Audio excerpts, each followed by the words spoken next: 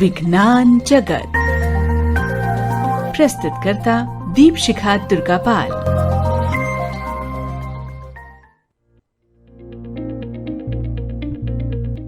નમસ્કાર મિત્રો, હું છું આપનો મિત્ર રવિ અને આપ સાંભળી રહ્યા છો આકાશવાણીનો એક ખાસ વિજ્ઞાન વિષયક કાર્યક્રમ વિજ્ઞાન જગત, જ્યાં આપણે વિજ્ઞાન વિષયની રોચક જાણકારીઓ એકદમ આસાન ભાષામાં મેળવીશું.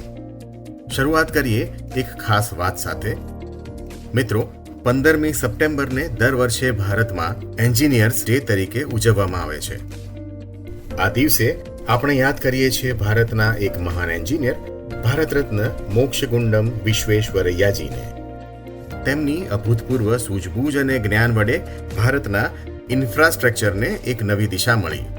તેમના જીવનથી આપણને શીખવા મળે છે કે સર્જનાત્મકતા, સમર્પણ અને મહેનતથી કોઈ પણ સપનાને હકીકતમાં બદલી શકાય છે.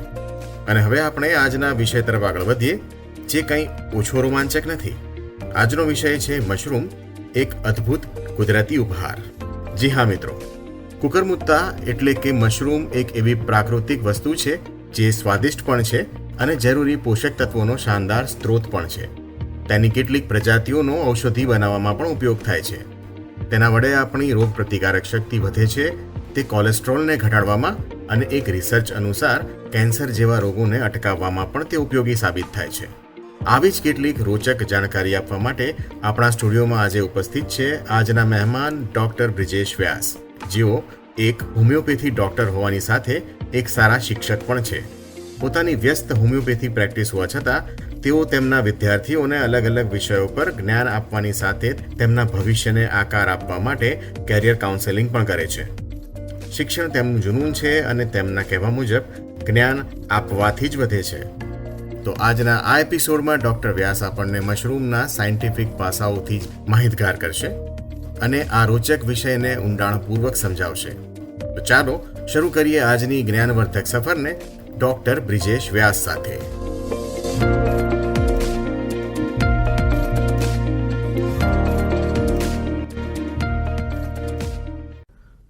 નમસ્કાર, વિજ્ઞાન જગતમાં આપનું સ્વાગત છે. નમસ્કાર, આભાર રવિભાઈ. સૌથી પહેલાં તો આપનો આભાર મને વિજ્ઞાન જગત કાર્યક્રમમાં નિમંત્રિત કરવા માટે. અને વાતચીત શરૂ કરતાં પહેલાં આકાશવાણીને અભિનંદન આપું છું કે એણે 90મા વર્ષમાં પ્રવેશ કર્યો છે.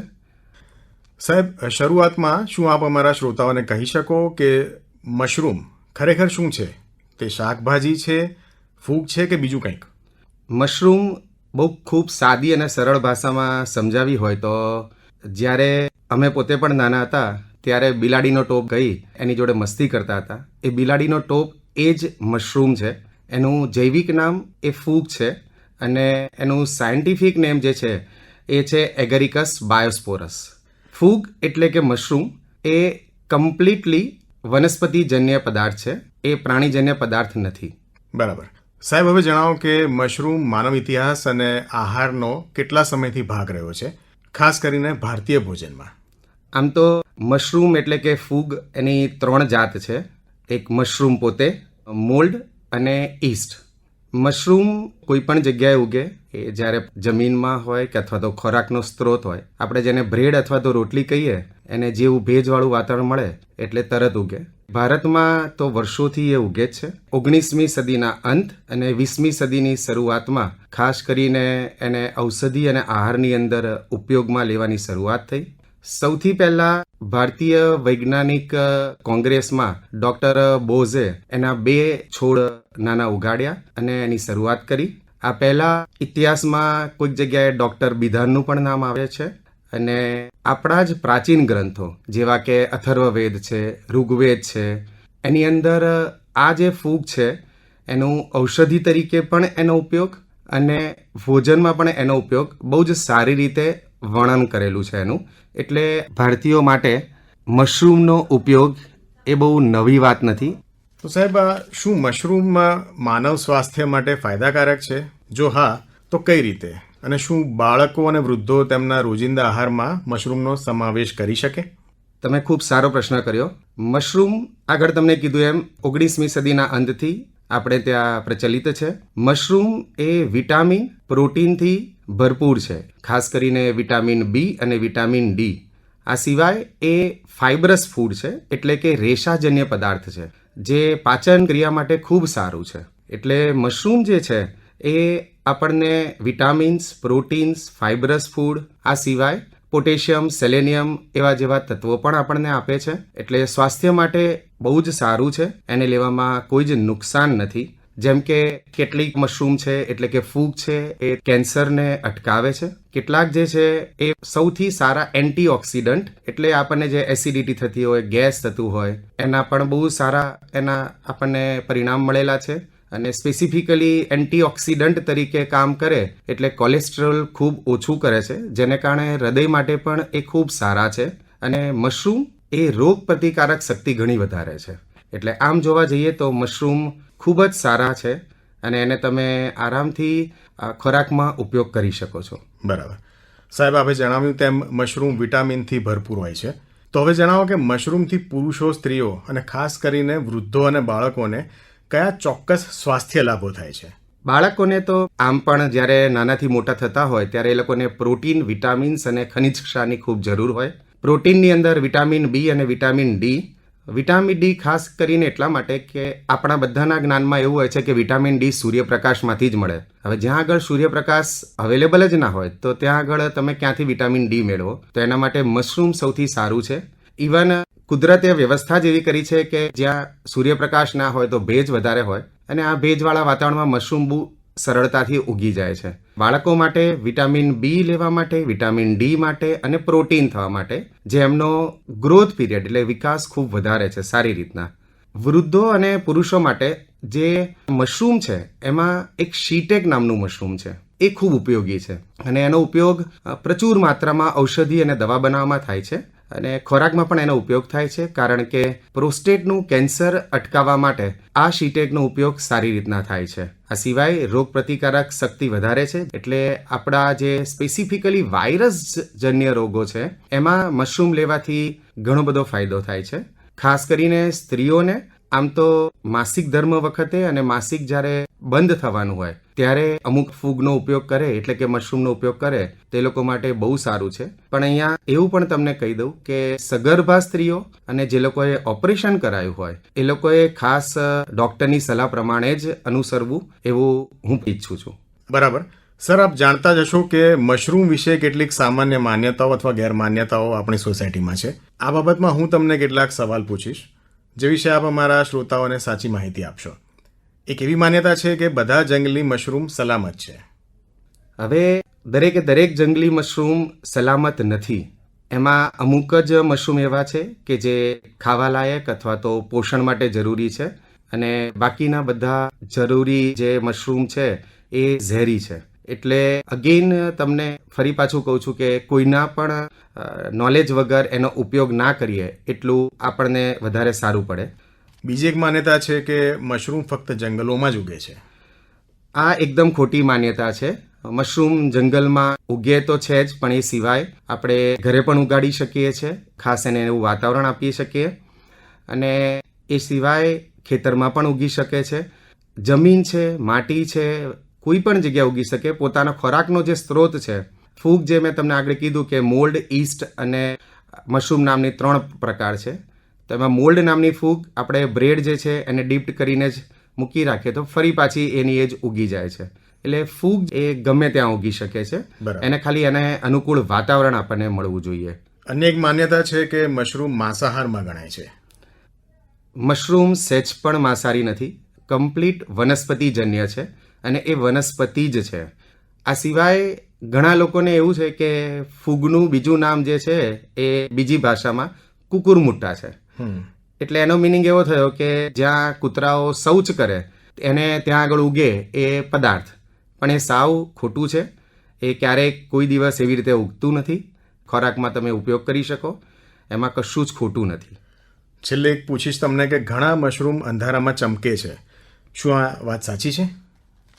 અંધારામાં ચમકે છે મશરૂમ એ આપણે જેને આજ્ઞા કહીએ અથવા તો ફાયર ફ્લેમ્સ કહીએ એવી રીતે ચમકતા હોય છે.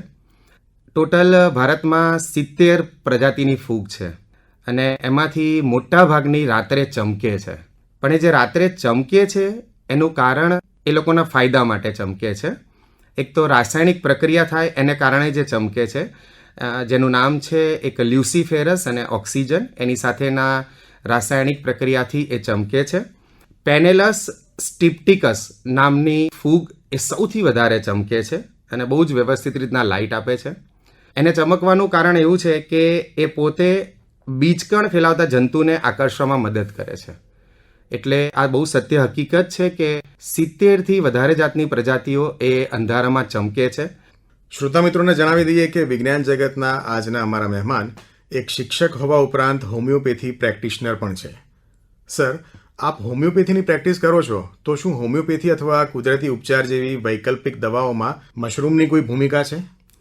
હા, મશરૂમ ઔષધિ તરીકે બહુ જ સારી રીતે ઉપયોગમાં લેવાય છે.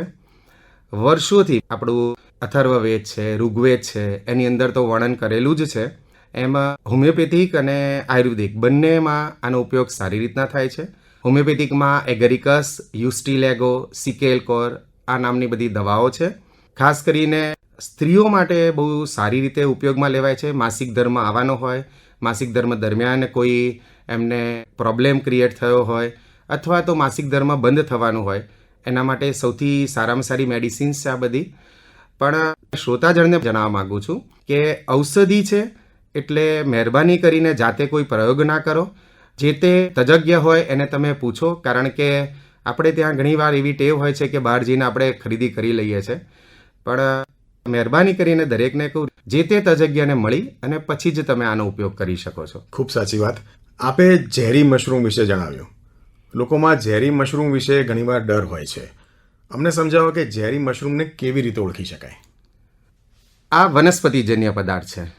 વનસ્પતિ કેવી રીતે ખરાબ થાય? તો આપણને ખબર છે કે સફરજન બહાર પડ્યું હોય, કાળું થઈ જાય તો આપણે એને કોઈ દિવસ ખાતા નથી.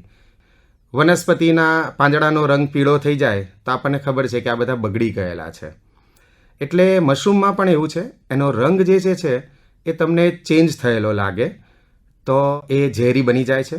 આ સિવાય જેમ આપણા બોડીમાં કેટલીક વાર મસા જેવું બહાર આવે છે, એમ વનસ્પતિ છે એટલે જૈવિક પદાર્થ છે, તો આવું કંઈક બહાર આવેલું હોય તો એ ઝેરી બની જાય છે. એનો ઉપયોગ ના કરી શકાય. બહુ એક કોમન ટેસ્ટ જેવું છે. તમે એને ઉપરથી નીચે કટ કરો અને એમાં જો એ તરત જ ભૂરું પડી જાય તો એનો મિનિંગ એ ઝેરી છે. એનો ઉપયોગ કદાપી ના કરવો, અધરવાઇઝ ફૂડ પોઈઝનિંગ થવાના ચાન્સીસ સૌથી વધારે રહે છે. આપે જણાવ્યું તેમ મશરૂમ સ્વાસ્થ્ય માટે ઘણા ફાયદાકારક છે.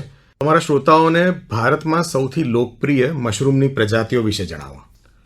ભારતમાં સૌથી લોકપ્રિય પ્રજાતિમાં એક આવે છે વ્હાઇટ બટન મશરૂમ, અને જેનું ઉત્પાદન પણ ભારતમાં સૌથી વધારે થાય છે. એનું સાયન્ટિફિક નેમ એગરિકસ બાયોસ્પોરસ છે. આ સિવાય ઓઇસ્ટર શીટેક એ પુરુષો માટે ખૂબ સારું છે. રીશી મશરૂમ, ઇનોકી મશરૂમ એ પણ બહુ સારું છે. એટલે આ બધી પ્રજાતિઓ એવી છે કે જે સૌથી વધારે વાર ઉપયોગમાં લેવાય છે અને એનું ઉત્પાદન પણ ઘણું બધું થાય છે ભારતમાં. શું ભારતમાં મશરૂમની ખેતી શક્ય છે અને શું તે ગ્રામીણ યુવાનો માટે આવકનો સ્ત્રોત બની શકે? 100%. મશરૂમ ગમે તે જગ્યાએ ઉગે, ખાલી એને એનું વાતાવરણ મળવું જોઈએ જે ભેજવાળું હોવું જોઈએ. 15થી 20-30 ડિગ્રી સેલ્સિયસ અને 59થી 86 ડિગ્રી ફેરનહીટ જેવું તાપમાન હોય, જે અત્યારે ભેજવાળું વાતાવરણ છે વરસાદનું, એમાં બહુ સરળતાથી ઉગી જાય. એનો એટલો બધો કોસ્ટ નથી, એટલે એમ પણ ખેડૂત મિત્રોને એ બહુ સારું પડે. આ સિવાય મારા શ્રોતા મિત્રોને એ પણ જાણ કરી દઉં કે અત્યારે ભારતમાં 1.29 લાખ ટન જેટલું મશરૂમ ઉગે છે. એમાંથી 85% તો બટન મશરૂમ જ ઉગે છે. અને આયાત અને નિકાસ બંનેમાં આ ફૂગ આગળ જઈને બહુ જ સારો ભાગ ભજવશે. બહુ સાદી ભાષામાં કહું તો મોટે ભાગે ખેડૂતો અત્યારના આંકડા પ્રમાણે 40,000 થી 50,000 રૂપિયા મહિને કમાય છે, જે ખેડૂતો આની ખેતી કરે છે વ્યવસ્થિત રીતના. અને હું જ્યારે આ બધું વાંચતો હોઉં છું ત્યારે એક વાંચનમાં મને એવું આવ્યું છે કે બિહારમાં એક સ્ત્રી છે, એ મહિને 2 લાખ રૂપિયા કમાય છે છેલ્લા કેટલાય વર્ષોથી, માત્ર ને માત્ર મશરૂમની ખેતીથી. એટલે ભારતમાં મશરૂમને ઉગાડવા માટેનું વાતાવરણ પણ છે, સરકાર પણ મદદ કરી રહી છે, અને ખેડૂત મિત્રો આનો લાભ લે તો બહુ સારી રીતે એ કમાવી શકે છે. શ્રોતા મિત્રો, આજે આપણા મહેમાન ડૉક્ટર બ્રિજેશ વ્યાસ સાહેબે મશરૂમ વિશે ખૂબ જ સરળ ભાષામાં આપણને ઘણી બધી માહિતી પીરસી અને ઘણી ગેરમાન્યતાઓ વિશે ધ્યાન દોર્યું. સર, વિજ્ઞાન જગતમાં જોડાવા બદલ આપનો ખૂબ ખૂબ આભાર. આભાર. ખાસ કરીને તમારા બધાનો ખૂબ આભાર કે મને મારી જોડે જે પણ જ્ઞાન હતું એ આપવાનું મને ચાન્સ આપ્યો અને તક આપી. એટલે અગેન તમારો અને શ્રોતાગણનો સાંભળવા માટે બધાનો હું આભાર માનું છું.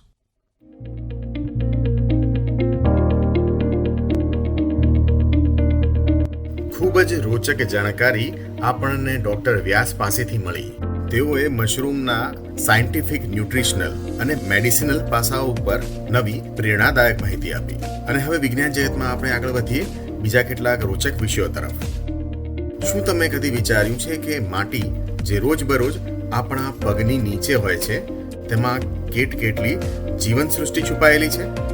કે પછી દર વર્ષે હજારો કિલોમીટરની યાત્રા કરીને આવતા આ પક્ષીઓનું શું રહસ્ય છે? અને માનવ શરીરની એ અદ્ભુત રચના કેવી છે અને કેવી રીતે કામ કરે છે? અને દરેક પળે આપણને કેવી રીતે જીવતું રાખે છે? આ બધા સવાલોના જવાબ લઈને આવી રહ્યા છે અમારા વક્તા સોનલ પટેલ, કે જેઓ રીના પટેલ દ્વારા લખાયેલી અદ્ભુત વૈજ્ઞાનિક માહિતી આપણને આપશે. તો જોડાયેલા રહો વિજ્ઞાન જગત સાથે, કેમ કે હવે આપણે કરીશું એક વધુ વિજ્ઞાન યાત્રા, માટીથી લઈને આકાશમાં ઉડતા પક્ષીઓ સુધી, અને પછી પરત ફરીશું આપણા શરીરના રોમાંચક રહસ્યો જાણવા. માટી માટી એ એક સૌથી ઓછી આંકવામાં આવેલી અને ઓછી સમજાયેલી અજાયબીઓમાંની એક છે. એવો અંદાજ છે કે 1 ગ્રામ માટીમાં 50,000 જેટલી પ્રજાતિના સૂક્ષ્મજીવો હોઈ શકે છે. અને 1 ચમચી માટીમાં પૃથ્વી પર જેટલા માણસો છે તેના કરતાં પણ વધુ સૂક્ષ્મ જીવાણુ હોય છે. એટલે જ માટી વિશે ઘણું બધું હજુ પણ આપણા માટે અજાણ્યું છે. આપણા પગ નીચે હોવા છતાં માનવજાત અત્યાર સુધી ભૂગર્ભમાં ફેલાયેલા અસાધારણ જીવનનો માત્ર એક નાનો ભાગ જ ઓળખી શક્યો છે.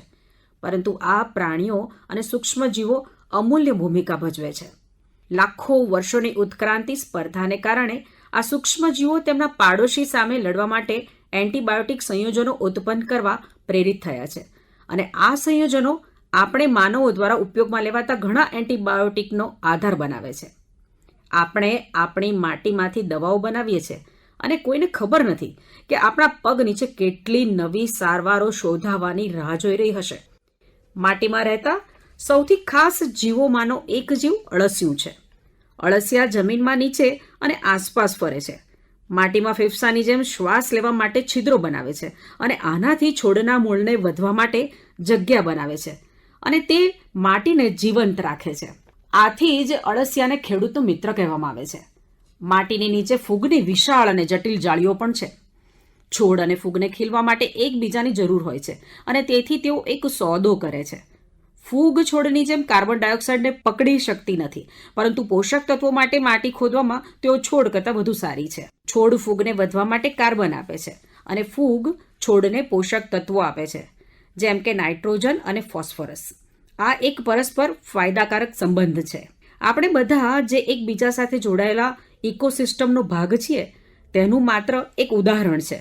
વનસ્પતિનો ક્ષય થાય છે અને તે સૂક્ષ્મ જીવાણુઓને ખોરાક પૂરો પાડે છે. તેઓ કૃમિઓ માટે ખોરાક પૂરો પાડે છે અને કૃમિઓ પક્ષીઓ માટે ખોરાક છે. અને આમ આ એક સાયકલ છે. માટી આપણને આપણે જે પણ કાંઈ ખાઈએ છીએ તે આપે છે, પણ માટી જ આપણા માટે કરે એવું ના હોય. આપણે પણ એની કિંમત સમજવી જોઈએ અને એને બચાવવી જોઈએ. એક ક્ષણ માટે વિચારી જુઓ, ફક્ત 5 મિલીમીટરથી અડધા સેન્ટીમીટર સુધીની માટી બનાવવામાં 100 વર્ષથી વધુ સમય લાગે છે, પરંતુ રાસાયણિક દૂષણ, શહેરીકરણ, ભૂસ્ખલન, ધોવાણ અને અન્ય ઘણા માધ્યમો દ્વારા નાશ કરવામાં ફક્ત થોડી વાર લાગે છે. કેટલીક માટી ખરેખર પ્રાચીન હોય છે, જે લાખો વર્ષો જૂની હોય છે. પૃથ્વી પરની સૌથી જૂની માટી દક્ષિણ આફ્રિકામાં હોવાનું માનવામાં આવે છે અને તે ત્યાં અબજો વર્ષ જૂની છે. માટી એ ખરેખર મૂલ્યવાન કાર્બન ભંડાર છે, જે કાર્બનને શોષી લે છે અને તેને જમીનની અંદર સ્થિર સ્વરૂપમાં સંગ્રહિત કરે છે. તે પૃથ્વી પરના બધા છોડ, જેમાં વૃક્ષોનો પણ સમાવેશ થાય છે, તેના કરતાં 3 ગણો કાર્બન સંગ્રહ કરે છે. પરંતુ માટી ખૂબ ધીમે ધીમે વધે છે. તેથી આપણે આપણી પાસે જે છે તેનું રક્ષણ કરવાની જરૂર છે. આપણે માટી પર વનસ્પતિ ઉગાડીએ છીએ, તેમાંથી બાંધકામ કરીએ છીએ, તે આપણા પાણીને ફિલ્ટર અને સાફ કરે છે, પૂર ઘટાડે છે અને આપણા વાતાવરણને નિયંત્રિત કરે છે. તે પૃથ્વી પરના સૌથી જૈવ વિવિધ રહેઠાણોમાંનું એક છે અને આપણા ગ્રહ પર નાઇટ્રોજન અને કાર્બન ચક્રનો એક મહત્વપૂર્ણ ભાગ છે. આપણે માટીને કાદવની જેમ જોઈએ છે, તે છતાં ઘણી બધી સંભાવનાઓ, ઘણા બધા રહસ્યો આપણા જમીનની અંદર રહેલા છે, જે શોધાવાની રાહ છે.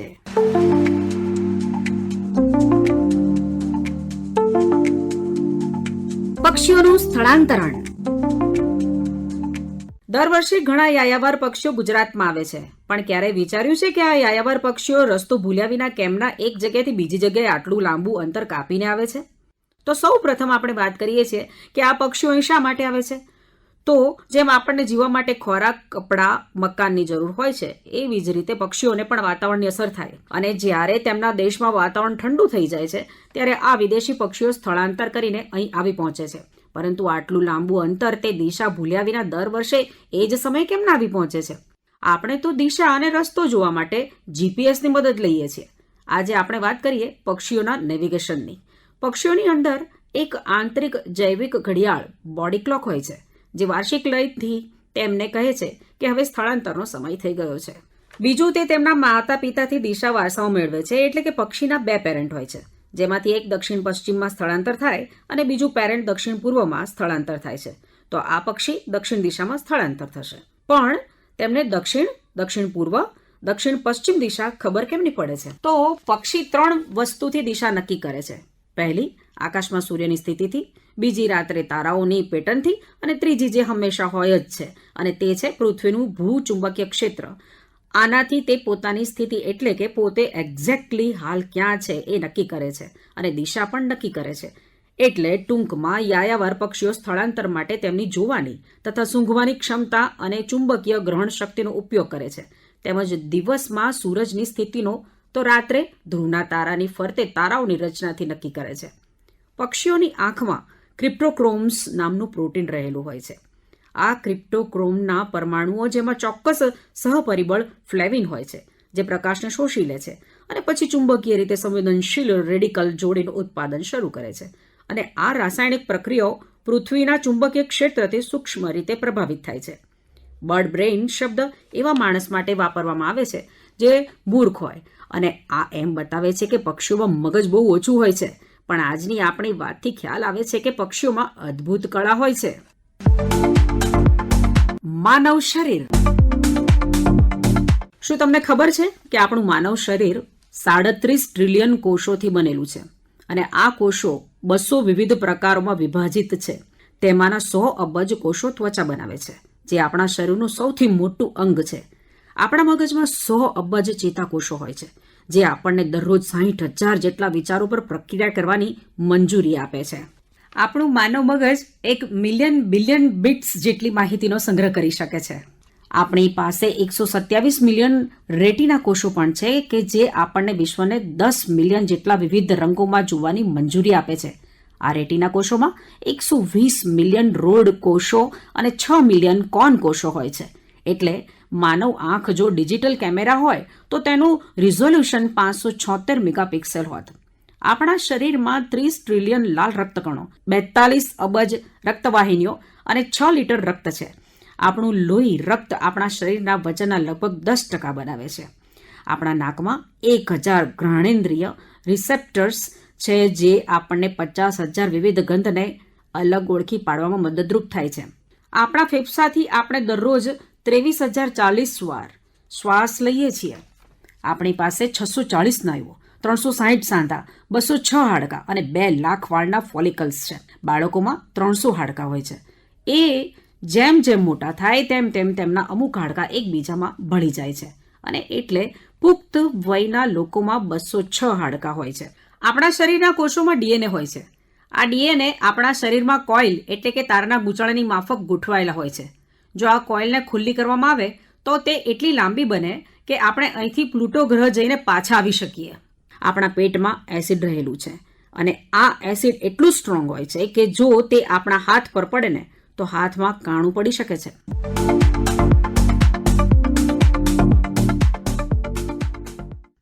મિત્રો, આજની જ્ઞાન વિજ્ઞાનની સફરને અહીં જ વિરામ આપીશું. મને આશા છે કે મશરૂમથી લઈને માટી તથા આકાશની સફર કરતા પક્ષીઓથી લઈને આપણા પોતાના શરીર વિશેની અદ્ભુત માહિતી આપને ગમી હશે. વિજ્ઞાનના દરેક પાસા આપણા જીવનનો અતૂટ હિસ્સો હોય છે. બસ જરૂરત હોય છે એક નજરની, એક ઉત્સુકતાની અને એક સવાલ પૂછવાની હિંમતની. અમે આભારી છીએ અમારા વિશેષ મહેમાન બ્રિજેશ વ્યાસ અને લેખિકા રીના પટેલના, જેમણે આજના વિષયોને જીવંત બનાવી દીધા. આવતા એપિસોડમાં ફરી મળીશું કેટલાક નવા વિષયો સાથે, નવા વિચારો સાથે, તમારા પોતાના કાર્યક્રમ વિજ્ઞાન જગતમાં, અને જોડાઈશું વિજ્ઞાનથી જ્ઞાનની એક નવી સફર પર. આવજો.